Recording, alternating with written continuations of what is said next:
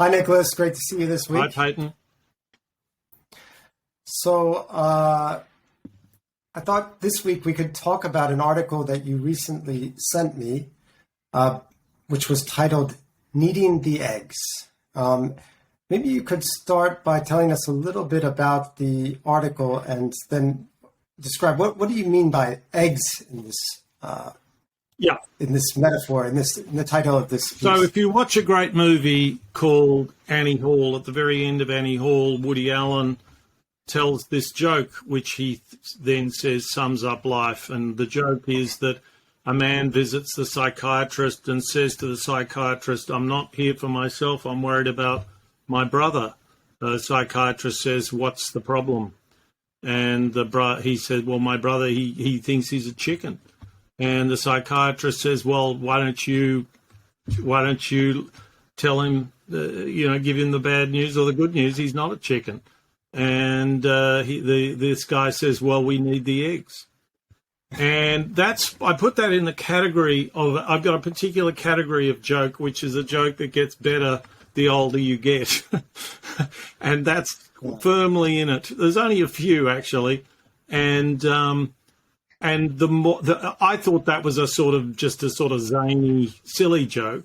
And of course, I think I've realized that it's not a zany, silly joke. We are, life there's such a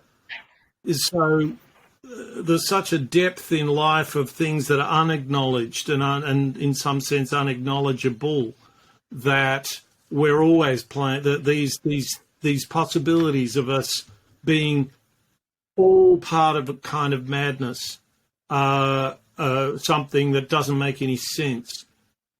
Our life's built from those things in many ways. And so this is a joke that seemed to me, and then it sort of dawned on me. I've actually written quite a few things about kneading the eggs, and it dawned on me that I should try and make a proper job of writing an essay about how bureaucracies and disciplines like my discipline of economics have this great drive, like an actor on a stage, and I give the analogy in the essay, an actor on the stage can't remember quite how a sentence ends.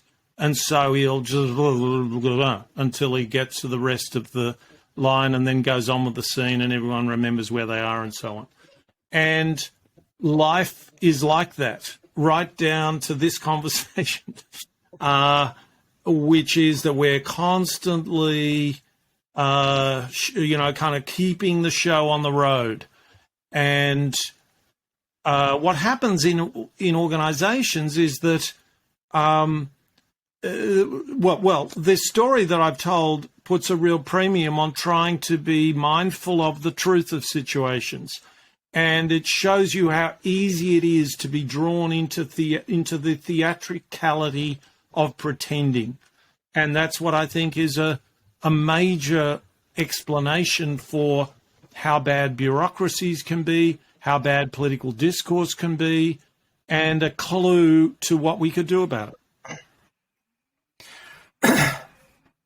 So you said in this essay that there was a famous quote about, I think by Lord Acton, Correct, about public life being rowing teaches you the secrets to public life. Maybe you could explain that. Yeah.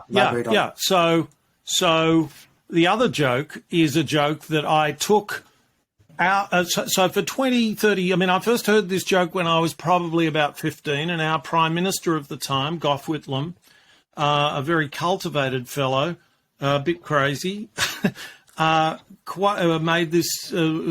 this joke. And it's Lord Acton, a famous, I think, conservative fellow, a liberal, really. So maybe that makes him not conservative at the turn of the 20th century, which is roughly where this quote comes from.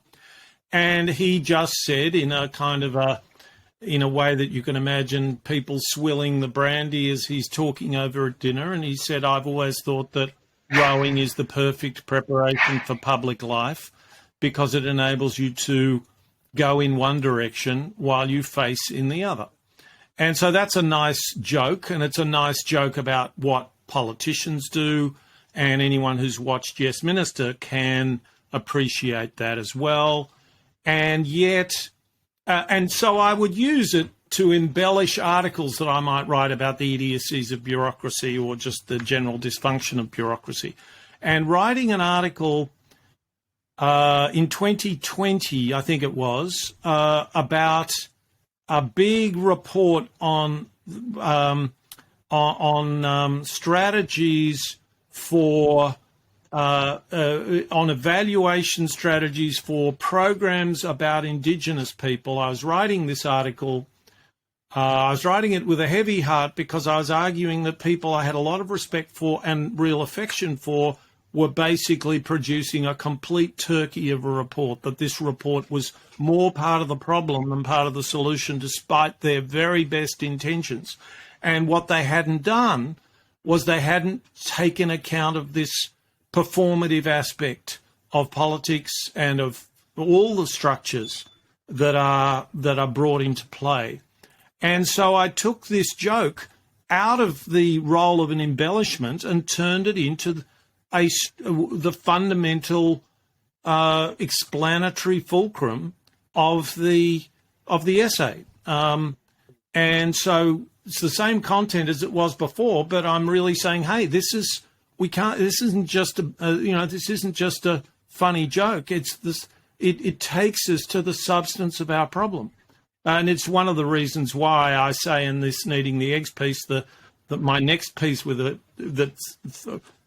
the theme is jokes, that if you want to know who's writing in a way that's insightful about politics and bureaucracy, don't go to a learned journal, because academics are as pompous as hell. They don't have, and they have no methodology for exploring, well, no powerful methodologies for exploring the dissonance between what people say and what they do. Where do you go? You go to humour. You go to Yes Minister. There's a program in Australia called Utopia. You go to jokes, and they start to give you the vibe of the issue, the vibe of the problem, and then you try and think about it imaginatively, but sort of carefully and as rigorously as you can. Interesting. So, in terms of it, let's say, if you imagine this kind of inescapable, in some ways, situation where, you know, as Woody Allen says, well, at the end of the day, you still need the eggs. Yeah, right? Like, that's right. You can't. You can't do without them in some sense. Or if you do, if you do without this bunch of eggs, you shouldn't imagine that you can escape this dilemma. And that's in fact a weakness of my essay, because it's sort of written in the full flight of realizing how powerful this is to say how people are kidding themselves and how much bullshit we're having to put up with, but it's too smart-assed because it's not written from the perspective, if you like, the tragic perspective or the fact that this is an artifact of human consciousness, that human consciousness is the tip of an iceberg. As Freud would have said, as numerous philosophers would have said in their different ways. So we've got to try and cope with that. Anyway, sorry, that's a bit of a digression. Well, I think it's actually very central to the point, because then the question you have to ask now is, well, what would you do? That's right. mean, how would you? That's right. How do you tell? That's right. Person this, and tell the person that he's not a chicken. Yeah. Or that how do you talk about that this distance? Yeah. I think you mentioned humor as a response, and I do think that that's actually really important, and I do think that's why comedy is so important, and it's always been such an important topic. I mean, I don't think that anybody, for example, who studies let's say Platonic philosophy should go without reading Aristophanes' The Clouds, because that presents the same material from a different as a joke. Perspective, or at least it gives you that dimension to explore when you're thinking about these things. And I mean, in terms of, dealing with bureaucracy, or whether it's corporate or government, I mean, I think there are a lot of examples of of films and works that have become kind of iconic and have a cult status. Like, in America, there's this movie Office Space about working in a company in the late 1990s that became quite popular among people at the time, and I think people still watch it, though it does feel a little bit less relevant these days. Yeah. So, once you've identified this, you make a joke about it. Is there a way in which you can approach this, or a way in which organizations can try to change to at least minimize the damage caused by this? Yeah. So this again connects up to a bunch of other sort of other things that I talk about. There are, and it's a very, very deep question. I guess what's so toxic about the situation is that so much of, say, corporate strategizing in an organization, and this, therefore, I'm talking also about the private sector as much as the public sector, how much of this is a kind of role playing by senior executives, and when everybody gets together on an away day and talks and says what should be our mission statement, then everyone is flattered by this idea that they're strategizing and so on. And so I think of that as a kind of terrible engine of destruction, or of kind of cognitive destruction, because if you're on a away day, it's really a career-limiting move to say, look, I think this is bullshit.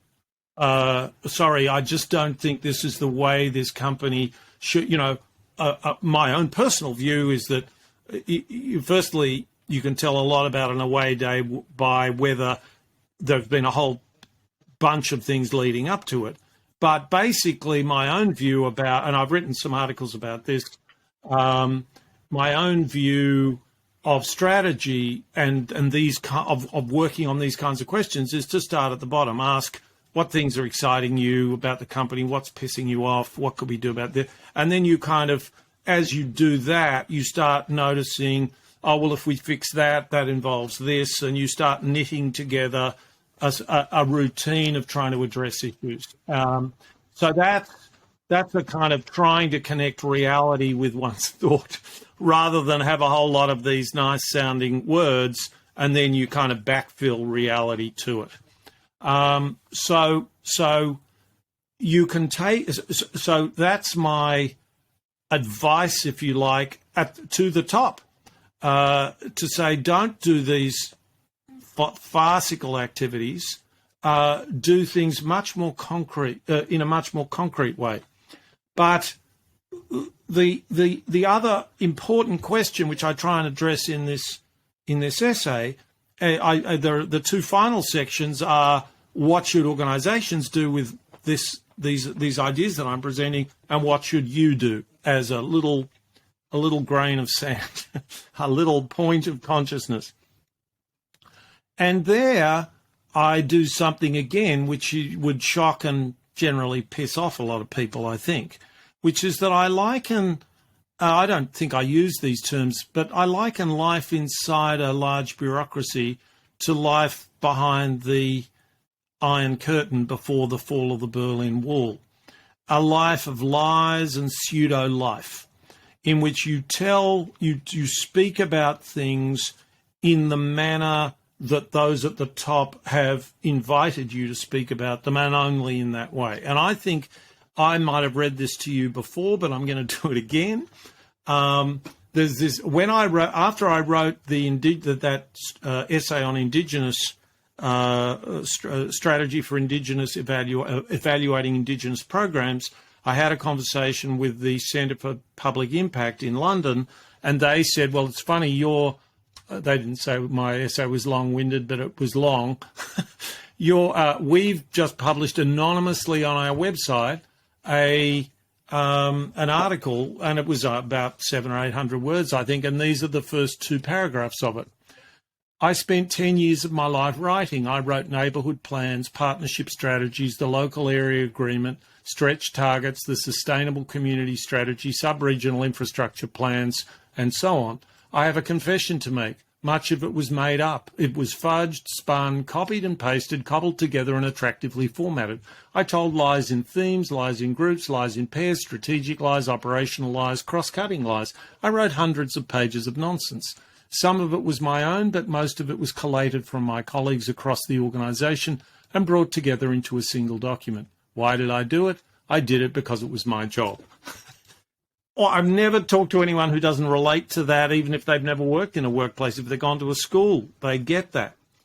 And that really brings home to you this, I suppose, that's a sort of that got driven by egregious needing the eggs problems. He needed the eggs. He had KPIs to meet. He had reports to write.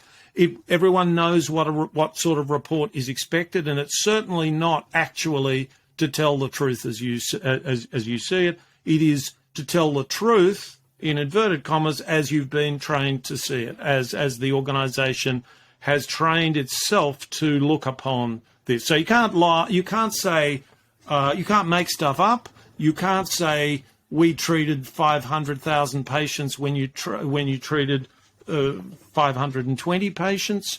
But there are all sorts of ways in which you get to say things.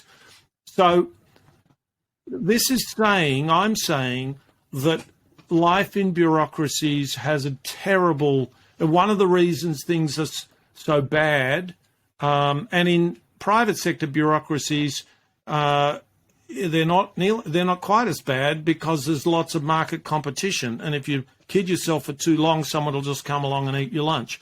But anyway, in bureaucracies, this is a horrible problem because the people at the top set themselves up in order for those beneath them to please them and for them to say, well, you've done a good job and you haven't done a good job with information that these people give them. And that's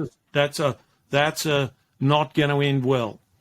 And so then you are, I think, in the exact same position as Václav Havel said the people in Eastern Europe were before the fall of the Berlin Wall, that they are leading a kind of pseudo-life with an ideology which pervades everything. And he tells a story about a person who gets a sign sent to him by the government, and the sign says, he's selling groceries, the sign says, "Workers of the world unite."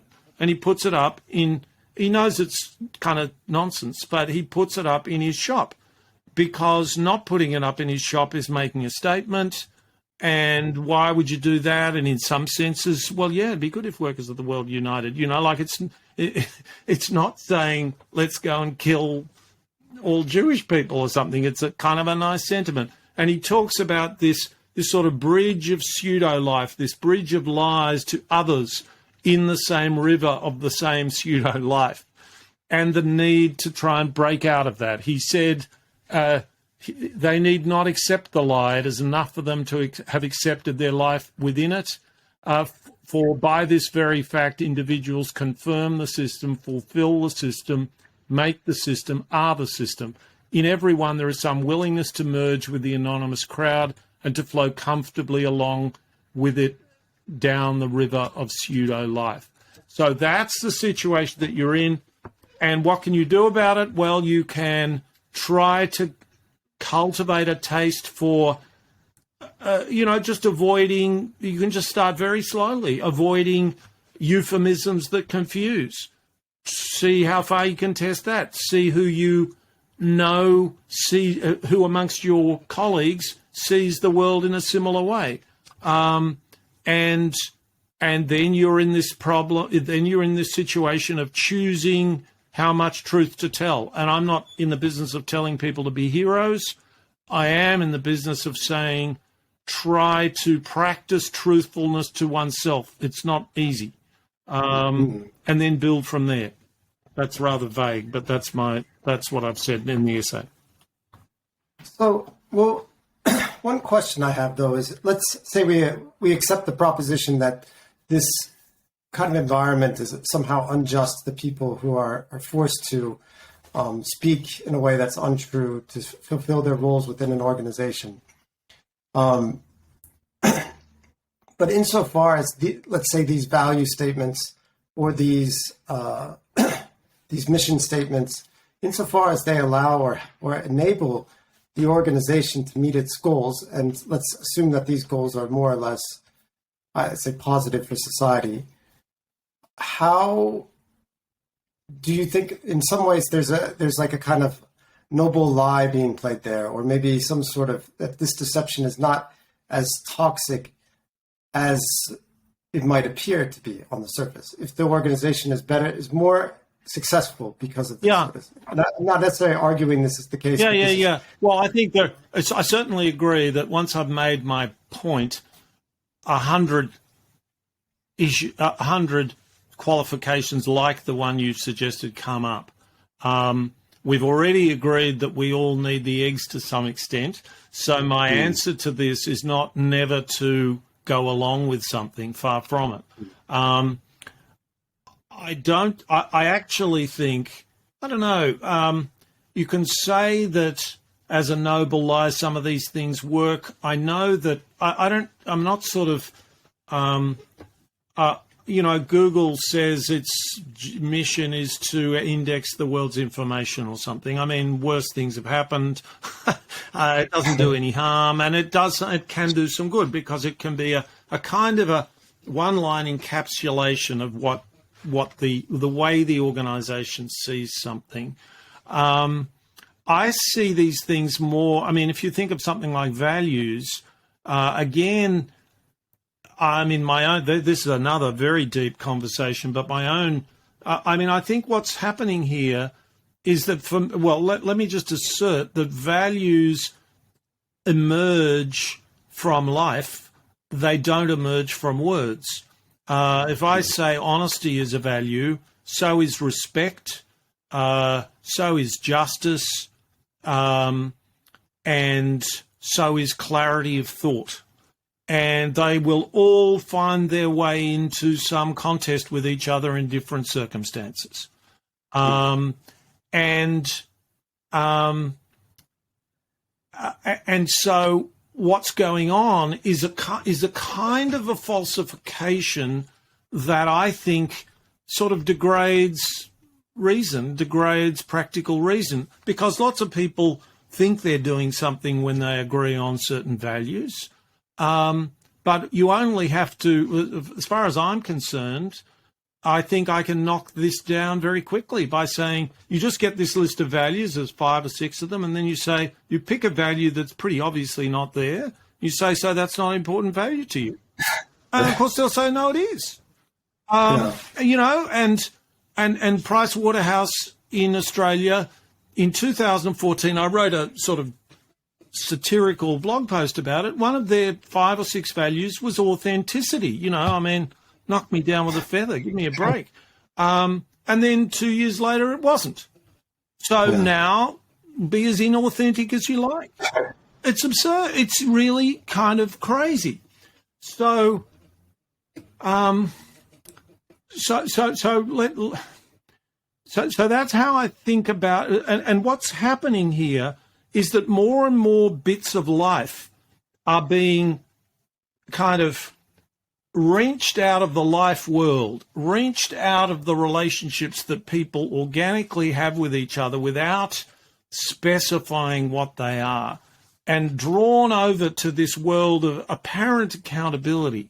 But if you think, in this case, about what that accountability is, you can't nail the accountability down. Because whenever one value is in tension with somebody else, you can be hauled over the coals for not behaving according to the corporate values, and those corporate values will be imposed by those in authority.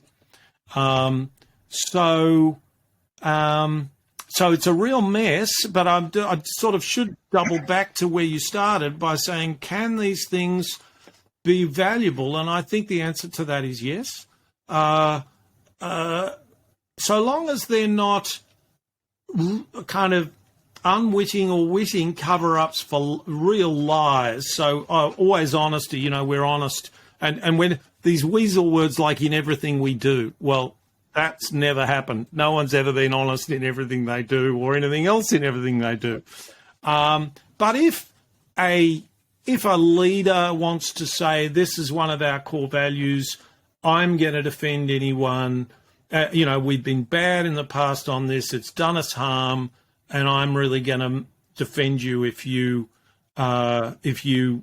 get into a sticky situation by sticking up for this value, then it can be a good thing. But I think there would be lots of better ways to do that, more concrete, more problem-based, more situation-based ways to do that than these grandiose and ultimately meaningless propositions, leadership by abstract nouns. I don't think that works.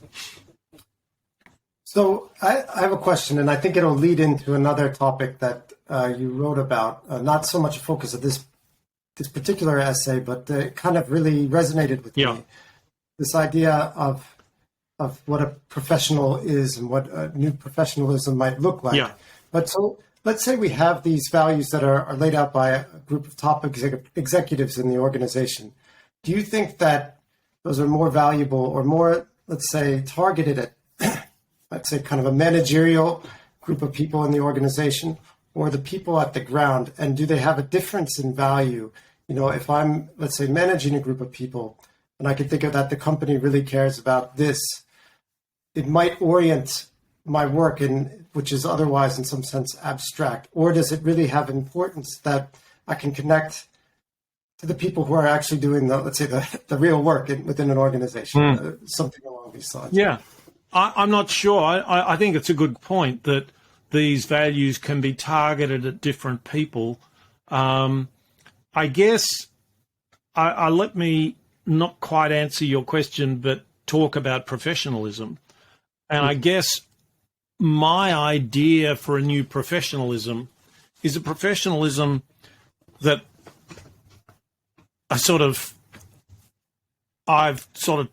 if I look back and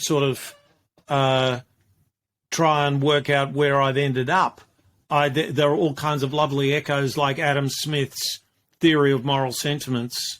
Adam Smith, the founder of modern economics, wrote The Wealth of Nations, but also wrote this book called The Theory of Moral Sentiments.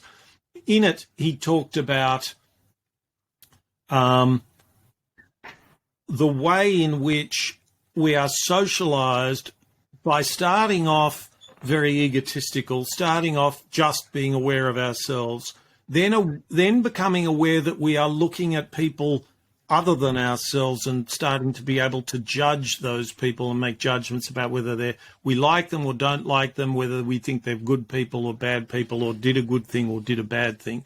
And then finally, beyond this, I don't know what age group you're at this point, say 5 or something, but at some point it dawns on you that they're looking at you the way you're looking at them. And this is the great engine that Adam Smith argues socializes human beings. And it implies in its very baby form, in a nascent form, the idea of objectivity. And Smith says that we, at this point, and you can just take this as a metaphor, or you can say it's a sort of more real sort of theory or a psychology or whatever, but Smith talks about at this point within us comes the idea of an impartial spectator. We want other people to think well of us. We know that we lead our lives often outside their gaze. For a while, we like the idea that we can cheat. We can pretend to be one sort of person when they're watching and another sort of person when they're not. And we all do this anyway, whether we like it or not to some extent. And then it dawns on us that that's not worthy of us. It's not going to satisfy us. And so we have this idea of behaving in our lives, thinking in our lives, valuing in our lives the way an impartial spectator, we would like an impartial spectator of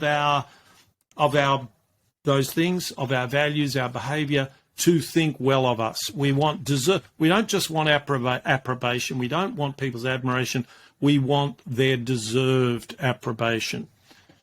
So what's the relevance of this to what I've been going on about eggs and so on, and to professionalism?